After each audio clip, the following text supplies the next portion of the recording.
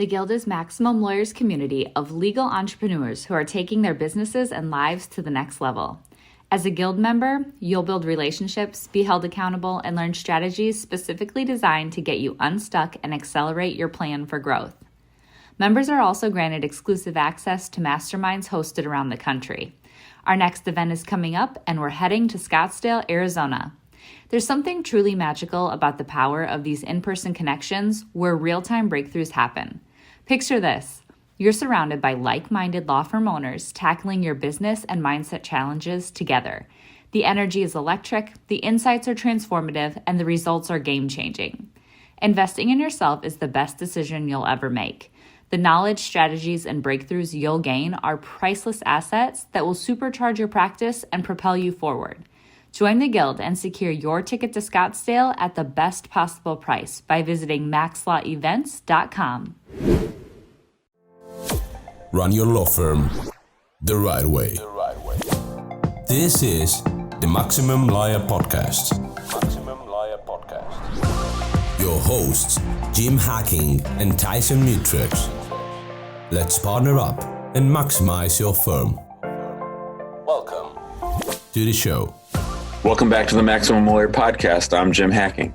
And I'm Tyson Mutrux. What's up, Jimmy? Oh, Tyson, we've had some technical difficulties this morning, which is not unusual for us, but I'm glad that we're about to get started. You want to get right to it and introduce our guest?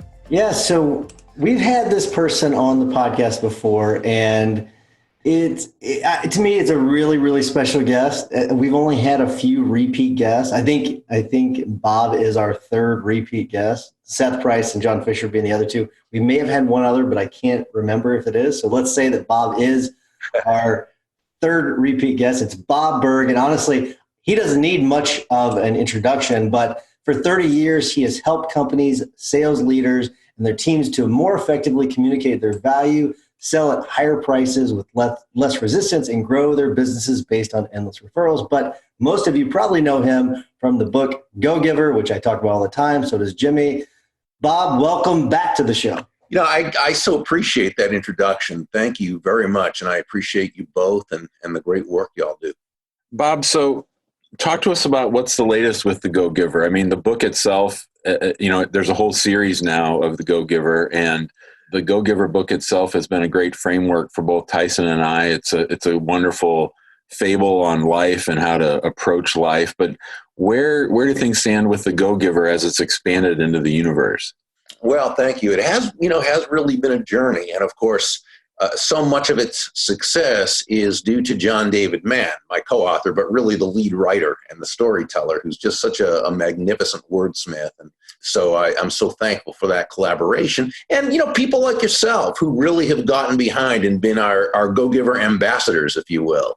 So, we really appreciate that. So, there are 4 books in the series now. 3 of them are parables. The latest one is The Go Giver Influencer, which came out a couple of years ago. The original one is now at about, we say 950,000, but since then it's climbed. I think it's closer to 975,000.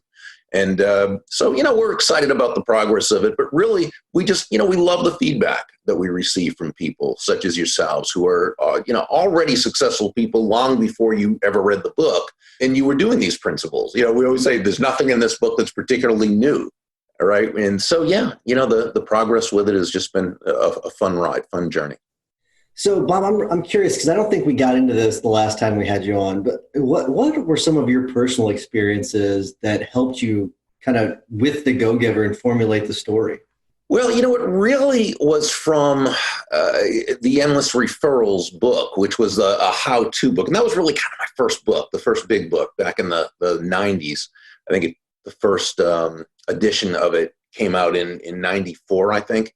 And it was really on how people and we had a lot of attorneys actually plug into this book. And because it was for people who they had a great product or service, they knew it brought immense value to that they brought immense value to those they serve, but they maybe didn't feel comfortable in the process of building relationships. And as you all know, people such as attorneys and other professionals, accountants, dentists, people who have mastered a craft, mastered a skill, are great technicians, are great practitioners. They really don't want to think of themselves as salespeople. And yet, a lawyer needs to sell their legal services, right? Or they can be the best attorney in the world and not have any people that they're serving. So it was really a how to confidently go out there and be able to meet new people and develop relationships where people would begin to know you. They would like you. They would trust you. They would want to do business with you and or refer you to others. And so that was really how that began. But as I worked with that book and was doing my programs, my speaking programs, I'm a big reader, and I always, one of the types of books I love to read are business parables because they're stories. And, and I've spoken with of course, our mutual friend, Mitch Jackson, and we talk about how stories, right, are so powerful when it comes to communicating an idea. Stories that come from the heart enter the heart.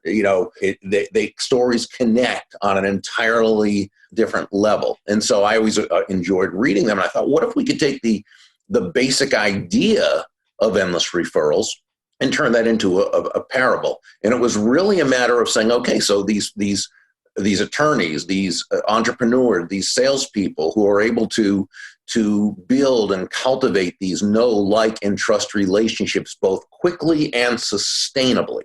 Okay, and both are important. What's their essence? What is it that they do? And it's that they're always giving. Their focus is on giving value to others. And so it was very easy to say, okay, well, name of the book, The Go Giver, right? And so then it was just a matter of saying, okay, now what are the principles that are basically used? And John David Mann, John was a very successful entrepreneur even before he began his writing career. And as John and I have both had our various businesses, our successes, our failures, and have made a study of other people's successes and failures and so forth, you begin to recognize, I think, over time, certain principles that when they're applied together in conjunction, that's what results in success. And success, whether we're talking financial, physical, spiritual, mental, emotional, social, relational, they all seem to kind of be the same in a sense. They transfer across the board.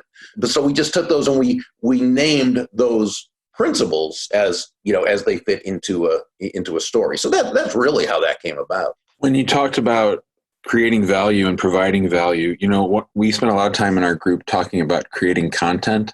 And a lot of people seem to think that they shouldn't give away their best stuff, that when they're making their YouTube videos or making their newsletters, that they should hold some stuff back, like their best tips on how to get this case approved or their best tip on how to run a law firm. Sometimes people are very proprietary and don't like to share.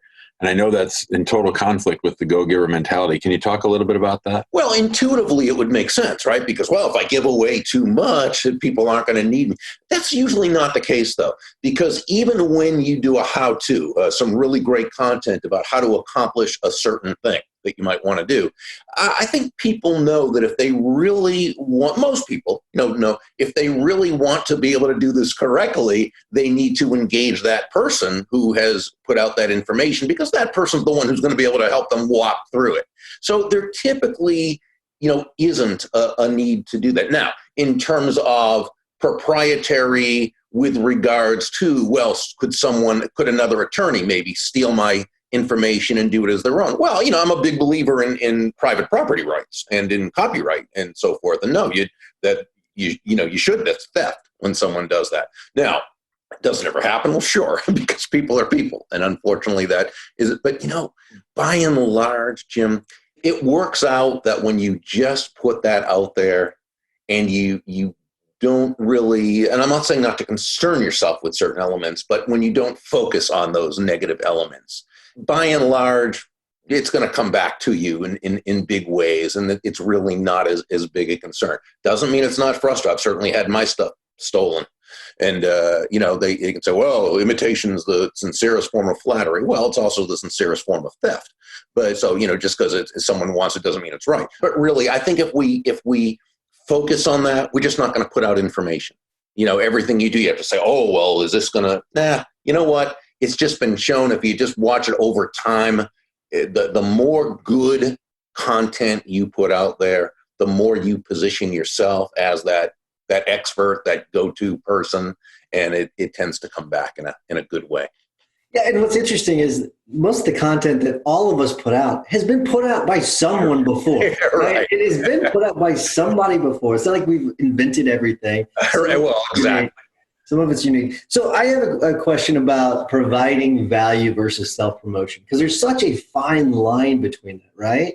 So what advice would you give people to actually providing value as opposed to just promoting themselves? Because promotion's important, right? But sometimes it looks a little selfish whenever you do it. So what's your advice to people on that? Well, I think it's important that when we put out content, that we kind of go over it and make sure that it doesn't appear self-promotional. Here's why. Nobody, and I say this when I speak at sales conferences, and it really hits home, and that is that nobody's going to buy from you because you have a quota to meet, right? As an attorney, no one's going to engage you because you have a mortgage payment or want to build your law firm, okay? They're only going to do so. They're going to engage you because they believe they'll be better off by doing so than by not doing so. So it's actually in your best interest, if you want to get your content consumed, to develop that reputation as that person who's constantly putting out good content. Now, that doesn't mean you are promoting yourself as you're doing that, but it also doesn't mean you can't promote within or promote at certain times. You know what I'm saying? We just got to make sure that what we do is not make it an infomercial, because if we do that, it loses all value really to that other person. So we want to do it in a way that's appropriate. Thanks to our sponsor, Smith AI. Smith AI is a superior receptionist service for law firms, trusted by many maximum lawyers, including me. At my immigration practice, the hacking law practice, Smith's friendly U.S.-based receptionists respond to potential clients in English or Spanish, screen and schedule new leads, and even take payment for our consults. The best part is that they don't just handle these conversations by phone. They also have live agents and chatbots capturing leads on our website through their chat widget. They serve as our friendly gatekeepers while my team and I work uninterrupted. We get new clients and we get work done. How awesome is that? If you're in a solo or small firm, I know you'll appreciate this. Plans start at just $70 a month for calls and $100 a month for chats.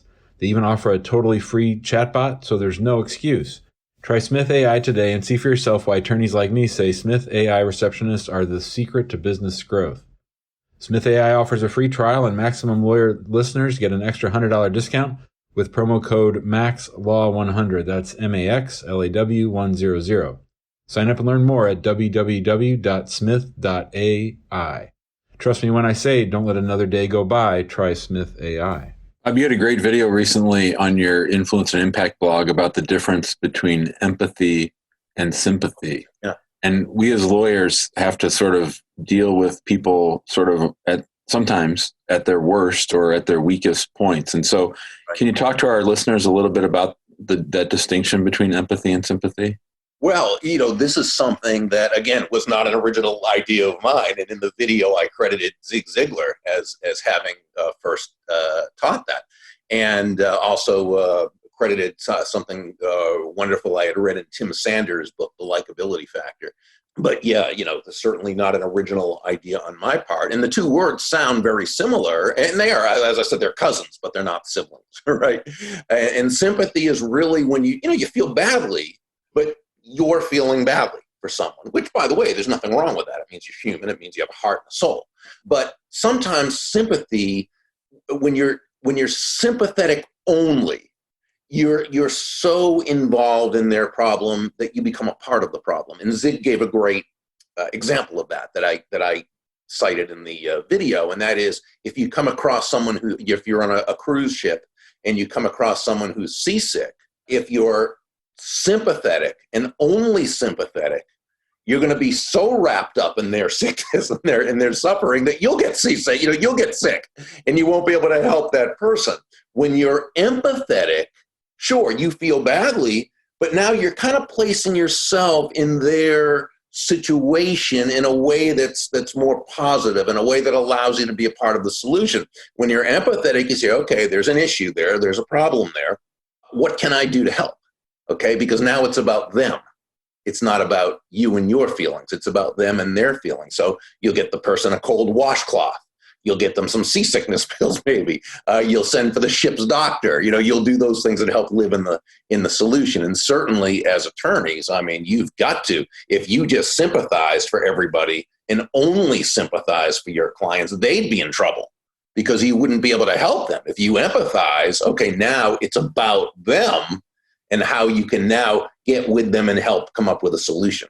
I love that. I have not read that article, so I'm at to read that. That's really good. So I have an interesting question, I think, and I'm guessing you probably get this all the time. But of the 5 laws of stratospheric success, is there one that's more important than every other? It really is such a great question. I don't know if there's one that's necessarily any more important, because if you take any of them away, you really cannot be as totally successful as you would be. Okay. But I think there are ones that, first, that we relate to more than others. And then I think there are those that we need to work on more than others.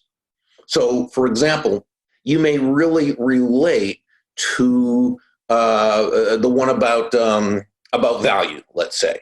And you're so focused, and you're really good at that. I mean, you have a way of really combining, excellence and consistency and attention and empathy and appreciation and all those things that help bring immense value to someone else. But maybe when it comes to receptivity, right, allowing yourself to receive the abundance that you've earned through providing that value, maybe there are some issues there. So it's not that one is any more important, but some that we may find to be more of a strength already, and others we need to work on. One of the things that I really enjoy about your Twitter feed is that it's very positive, right? You're always sharing good stories of people overcoming problems and things. And so one of my problems is I get really caught up in the issue of the day, and I get mad, and I hop on Twitter or I post things on Facebook. Tyson loves to point out the inconsistencies in the things that I post. And I've been thinking, boy, wouldn't it be nice to just be outside of or above all that stuff? How do you sort of maintain that mindset to sort of just focus on the things that are good in the world as opposed to getting all caught up in the hot issue of the day? Well, I just love that, because the fact is I have to work on it consistently. Right? Because I'm like both of you. Probably we're all like most people. We do get caught up in these issues, and we're emotional about it because it's very meaningful to us. And it's really difficult sometimes to separate ourselves. I think what we need to do is, and again, it's a work in progress for me as much as anyone, is to always look at, first of all, what we can control and what we can't. And, the Stoics, of course, talked about that. That was such a main emphasis of theirs, about living in what you could control and acting on that, but what you couldn't control, being able to accept that it was something you couldn't control. Michael Singer is one of my favorite, and there's, of course, many wonderful teachers such as he, but his 2 books, The Surrender Experiment and The Untethered Soul. I go back and listen and read passages from that, because there's so much he talks about in terms of you're really understanding that our happiness is really a function of that kind of positive detachment, not being attached to a certain thing, because when we're attached, we can't be happy, because basically attachment means by definition that our sense of happiness, of well-being, or of peace of mind is dependent upon another thing. And if it's something we can't control, we simply can't be happy. Now, all that said, it's still difficult. And so what I really try to do is, when I post or tweet or what have you, I just simply ask myself the question, is it coming from a place of love? Is it coming from a place of peace? Is it coming from or is it coming from fear or anger or whatever? And usually that helps me know whether it's something that I should post or tweet or not, or if it's something I might regret doing. I also ask, will this add value to the conversation? And remember, that doesn't mean that we don't comment or that we don't disagree, but we want to disagree in such a way that we don't disrespect that other person, but rather we talk about ideas. I often say, and you may have seen my tweet on this, that where I say that, tact and kindness should never be confused with compromise. We can always speak tactfully and respectfully to others without compromising our values. That's fantastic. And Jim, you need to adopt everything that Bob just said before you post anything, okay? I do. It's just hard. I need to adopt it too, because I still have to work on it. We all do. I think you're right. It's a great point, Tyson. You're right. Yeah, we all do. All right. So Bob, I mean, unless you're under a rock, you've been living under a rock, everyone knows we're in the middle of a pandemic, right? And we're not able to go out and have coffee with people to build relationships and have lunch with them. It's difficult to have that human interaction. So it's hard to build those relationships, because especially the people that are dependent on referrals. That's hard. I keep getting a bunch of LinkedIn requests from people because I can tell they want to have a phone call as opposed to a coffee. I guess I don't have a major question, like a really defined question here. I guess, what's your advice to people right now while we're in the middle of this? It's a tough time. It is. And I think it goes back to dealing in truths, which successful people tend to do. They look at the situation for what it is, and they accept the truths of what is. Now, please don't misunderstand. That doesn't mean you just accept that there's nothing you can do about it. But what it does mean is you look at what is, you understand the truths of it, and then you go right back to what can I control in my actions, my thoughts, and what can't I control? And you operate accordingly from there. The fact is there are certain restrictions, whether it's just understanding for our own sake of health, or whether it's government restrictions, or whether it's, what have you, that we don't have control over. So let's say we're talking about bringing value to others. We ask the question, okay, so how do I? If I can't meet someone at, Tyson, it looks like you have a Starbucks cup, so it would be a meeting at Starbucks. With me, it's Dunkin' Donuts. So, if we can't, but if we were to meet, I would meet with you at Starbucks. So what can we do? Well, a great way is to hop on the phone or hop on. Now, but here's the other thing. You can't just get on the phone with everyone too. I get all these people asking me to, get on the phone for a conversation. LinkedIn, you get that a lot, right? Someone connects with you on LinkedIn. And so I've had to be able to, in a polite, in a kind way, just let people know I'm not able to take phone calls just to say hi and everything. But that, of course, if they have a specific question or, need help with something, please always feel welcome to ask. And that way I'm able to, but that's just me. We can do things however we decide is going to be the best way to connect. Bob, what about leadership during this time? And at our firm, a lot of the team members are feeling sort of fatigued, sort of burnt out. We have some parents of young kids who are trying to juggle all this stuff, and a lot of people are feeling like everything's sort of blended together, like they're just scrambling to keep everything going day to day. How do we lead people who are sort of in that place right now? One thing I've seen is that leaders who are holding these, video meetings right now with everyone working from home have really made a point, the effective ones have really made it a point to be more personal. That it's not just business, but to really communicate that you care about your team members. I was reading, and this was a tweet, and I wish I could credit who the leader is, but they never said. But he or she, when they held their team meeting through Zoom, they would actually go around to all the participants and just bring up personal questions first. How's things going with your family? What are some of the things you're doing to, teach the kids and helping with their homeschooling? And they were actually discussing ideas and throwing around ideas from everybody, making it a circular discussion. Then after that was through, then getting down to business. And that's certainly not a panacea, but I think it is very important at this point for people to know that their leaders are thinking of them. Always it's important to be thought of as more than just an employee, but I think especially at this time, it's very, very important for people to know that they're really, they're in their homes, but they're not alone. They're still part of a company family as well. So Bob, and we're getting near the end of this episode, but I want to ask you, like, just curious, like, what do you have planned for the future? Like, what are you going to be doing over the next 5 to 10 years? I mean, what are your plans? Well, my business partner, Kathy Tagenell, and Kathy is just so brilliant. She's amazing. And we've put together a few things that we've been doing now over the past few years to really build for the future, all of which is really fun because we really like to have fun at our work. We generally don't do it if it's not fun. But we have been building a certification program. We have about, I think, 55 or 60 certified Go-Giver speakers, mostly in North America, but throughout the world, who license my, I guess, for lack of a better term, intellectual properties over the past 30 years. And we teach them how to build a speaking practice, a speaking business, utilizing those materials.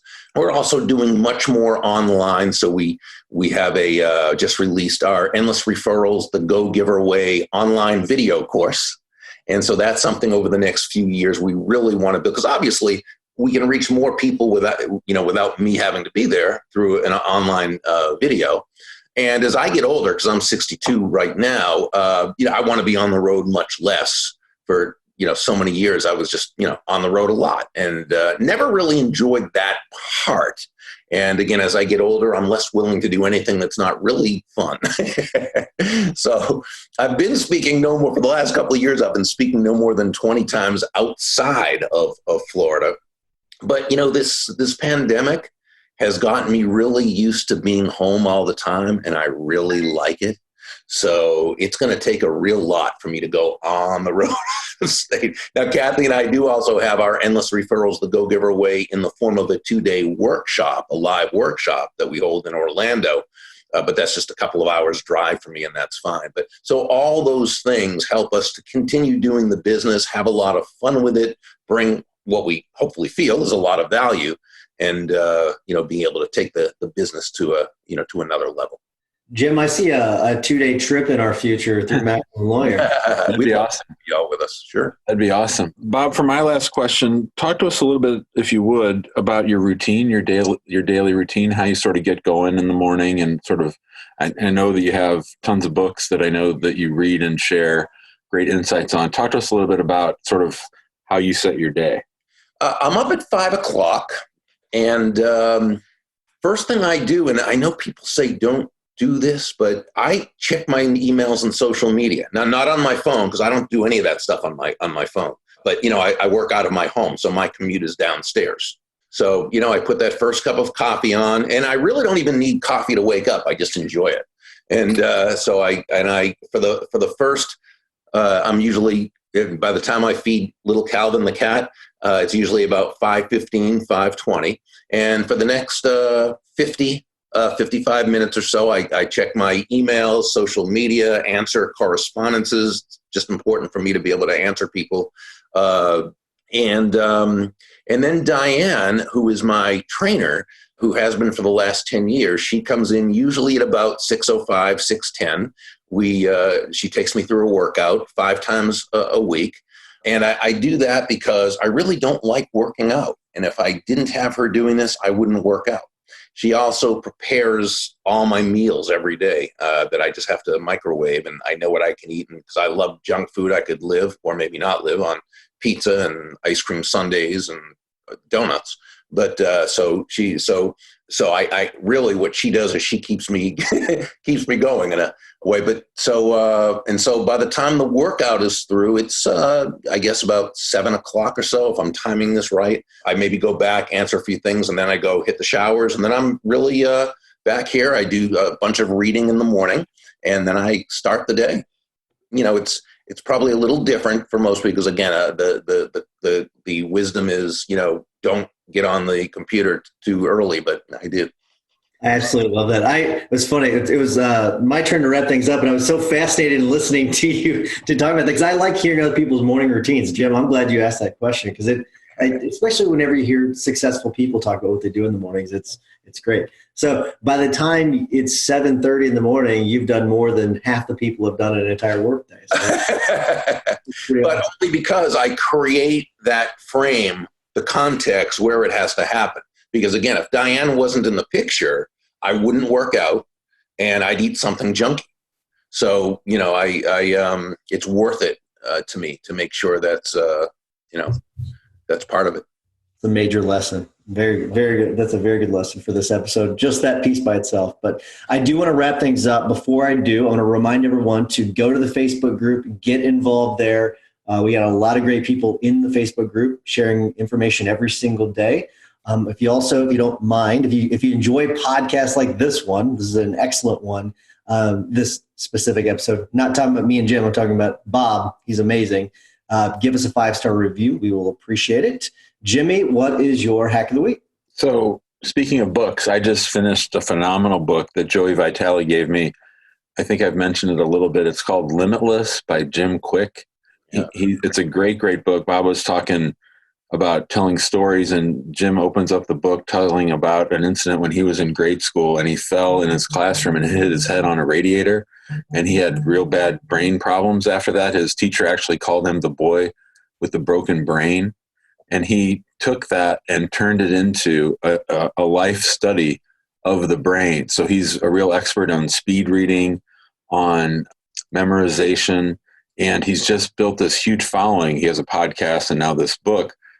He's all about building people's brains, and he says leave no brain behind. And so the book itself is really fantastic when it comes to what nutrition should I be doing to build my brain? What activity should I do to build my brain? How do I have the right mindset, the right motivation? It was just a phenomenal book.